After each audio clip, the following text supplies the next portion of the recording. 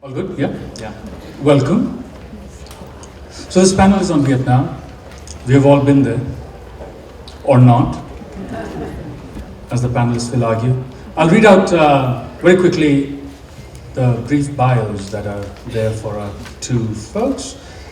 Andrew Lam is a senior editor at New America Media and an author of 3 books: Perfume Dreams, Reflections on the Vietnamese Diaspora, East Eats West, Writing in Two Hemispheres, Laughter, and Birds of Paradise Lost. For 8 years, Lam, a PEN Award winner, was a regular commentator on NPR's All Things Considered. He'll use his radio voice when he's talking to us today. It's a mixture of surprise and pleasant epiphany at the end before NPR switches to ethnic music. In the case of Vietnam and China, mostly a flute. If India, you go for the sitar. Yeah. All right. Viet Thanh Nguyen was born in Vietnam and raised in America. His stories have appeared in Best New American Voices, Tri-Quarterly, Narrative, and the Chicago Tribune. He's the author of the academic book, Race and Resistance, and a new work of non-fiction, Nothing Ever Dies, Vietnam and the Memory of War. He teaches English and American Studies at the University of California, Southern California. Southern California, where he holds a chair, a named chair that was recently awarded him, and we'll get to that because this bio is clothed in modesty.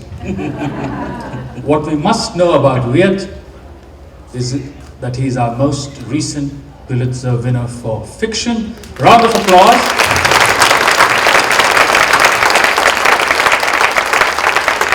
And the non-fiction book that we just mentioned, Nothing Ever Dies, which also lends itself to the title of our present conversation, was just shortlisted for the National Book Award. And last but not least, he was named by GQ magazine as the best looking male author. Is that I wish. Now I'm really jealous. All right. The panel is called Nothing Ever Dies. Lovely poetic title. I understand it's a phrase taken from Toni Morrison. I was wondering if Viet and Andrew could say a little bit about what that phrase, just by itself, maybe means when they think about Vietnam. Is that all right? Sure. I'd like Andrew to go first, since I know what I think it means. Age before beauty, apparently. So yes, I thought about this, and I think of the dining table where every few weekends I come home to see my family, and when we gather, and no matter what conversation it is that we talk about, politics, Trump versus Hillary, or what's happening in the world, inevitably we return to the crucible, the source, which is, remember when we were growing up in Vietnam, you did this or mom bought that. There is this whole world that is lost, that is preserved in memory, and is idyllic and beautiful and strangely living along with the modern, postmodern world that we're in, and even with the contemporary Vietnam where things are so differently changed and not the country that we once had. So that memory for me is just as powerful and recurrent as it is the politics of the day of the world. So that in a weird sense, for those who live in exile or as immigrants who lost a homeland, there is this forward movement, which is life, and then there is this inevitable return to the source, to the sadness, to what owned us still. Awesome, you passed the test. I like that one. Nothing Ever Dies. Well, it does come from Beloved by Toni Morrison, and it comes in the context of her concept of rememories. So she's talking about slavery, but she's talking very specifically about a particular plantation. And her character Setha tells the daughter Denver These are rememories. If you go back to where this plantation was, it's still there. Slavery's over, but slavery still exists. So a rememory is, as Andrew is implying, something from the past that has not died. It's as real as a house, real as a haunted house. And in that sense, nothing ever dying is really forbidding, because what Morrison is talking about is trauma and atrocity that isn't over simply because we think it's over.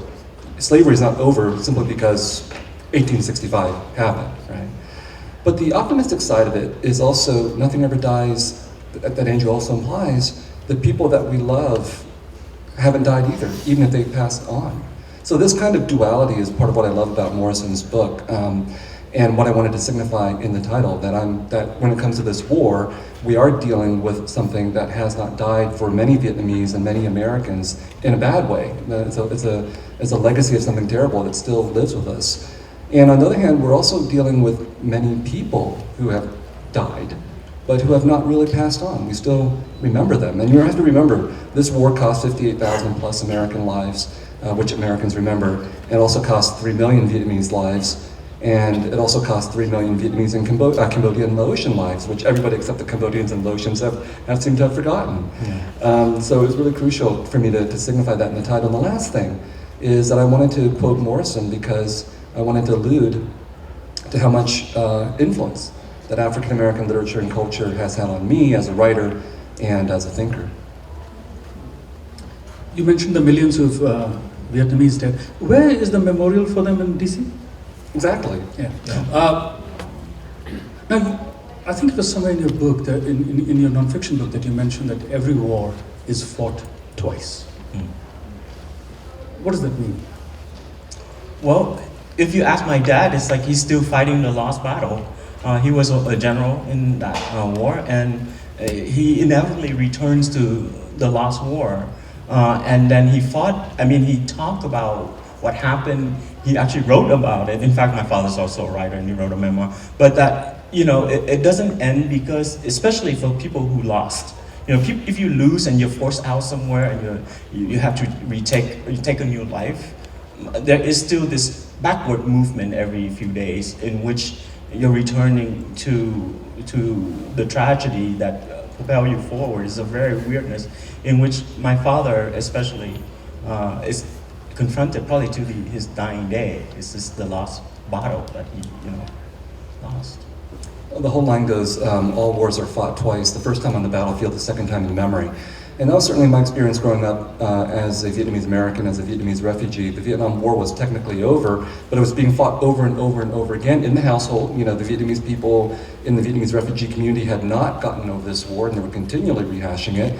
And obviously Americans were too. I grew up in the 1980s, and I watched probably every single Vietnam War movie ever made by Americans. And so I had a sense that this second war, the war in memory, was actually just as important as the first war that actually took place. It's because it's in the struggle for memory that we try to control the meaning of this conflict that we have had. And most crucially for me, it's through struggling over the meaning of this war that we prepare ourselves to fight other wars. Right? It's not really, we think we try to remember the war in order to not fight the war again or not go to war again, but history has proven us wrong. No matter how many wars we fight, we keep on fighting more wars. And why is that? Because there's been an intense struggle for control over the meaning of wars that every nation has fought.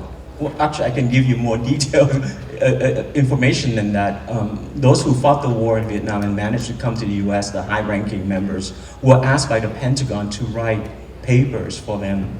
And that the Pentagon was not interested in their memoir so much as want to study to find out where things went wrong so that the next war will be fought better.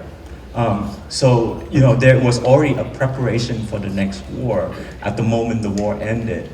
So the war machine doesn't end, it's a perpetuate thing that goes forward.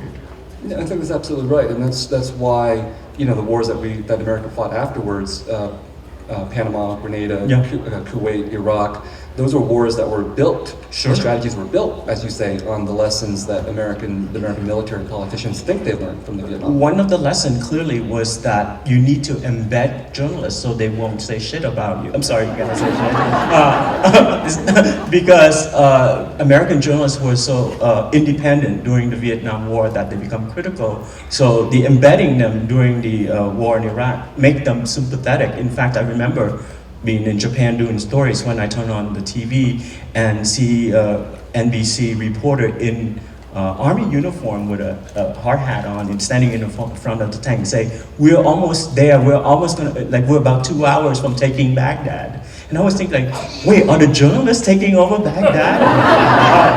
But clearly the lesson from the one of the lessons is to make journalists military friendly. I spend time in classrooms, and one of the ways I make sure that my students are awake is by asking them questions. So this is the time for the great audience question. How many of you have seen Apocalypse Now?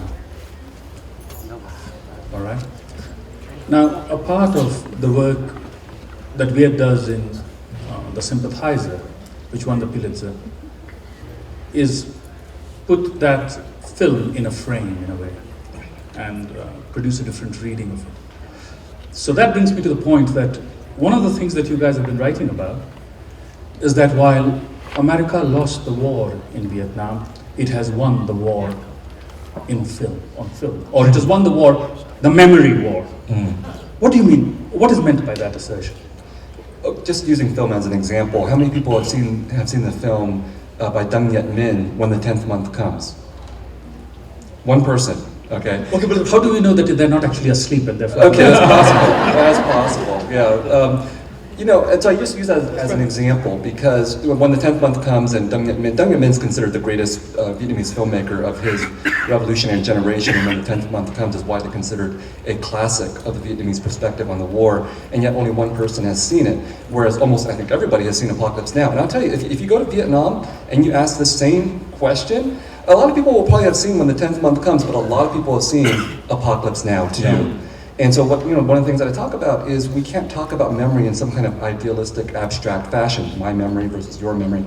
No, I'm concerned with industries of memory. I'm concerned with the fact that, more powerful nations and more powerful peoples have greater access to spreading their memories and spreading their stories around the world. That's what we call soft power. So yes, the US was defeated in terms of hard power in Vietnam, at least during that time period, but it has successfully managed to control the narrative of this war, or almost successfully controlled it, outside of Vietnam. Inside of Vietnam, of course, there's more contestation because you have actual Vietnamese people you got to deal with. But wherever I go around the world and I say I'm researching Vietnam, one of the first questions is, have you seen Apocalypse Now? And that's a testimony to the success or the importance of this industrial capacity, not just to wage war, but to fight that second war in memory. Do you engage in a fight in a battle of your own with the memory industry? Well, I mean, probably the reason why I started writing was just to counter that narrative of, the Vietnamese were all this and this and this, because you want to insert yourself in the part of the American imagination to say, hey, I also have a story to tell, One of my relatives actually became a side actor in LA, and he was a lieutenant in the Vietnam War, actually fought a hard war and was wounded. And he ended up being an actor in the Vietnam War. He plays Viet Cong. And he doesn't have any roles. The magic of cinema. He doesn't have any speaking role. And he shot and he just, he yelled out and he dies. And he say, you know what, they hire me because I die really well. And I thought the irony is that here is someone who actually has an incredible story to tell. No one is interested in his story. They want him to fall down in the black pajama clothes and the conical hat because they want him to be the background. And to me, that's the deep sadness of being in America for us marginalized people, is that you will be seen but not to be, talked about. And I think that's one of the reasons why I started writing for so many years earlier. I just want to point out that I didn't know that story. I didn't know that happened to your relative. But in The Sympathizer, I basically tell that story. Did you? Yeah. Well, thanks. You didn't read the novel. Okay, but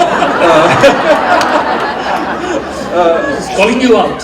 Yeah, but so basically, it's a true story. You know, in Apocalypse Now, they shoot the film in the Philippines, and they have to find people to play the Viet Cong. Yeah. And lo and behold, there are all these Vietnamese refugees in the Philippines who has fled as so-called boat people. This is 1977, 78 or so, and they were paid $1 a day, I believe, something like that, to play Viet Cong, the very people they were running away from.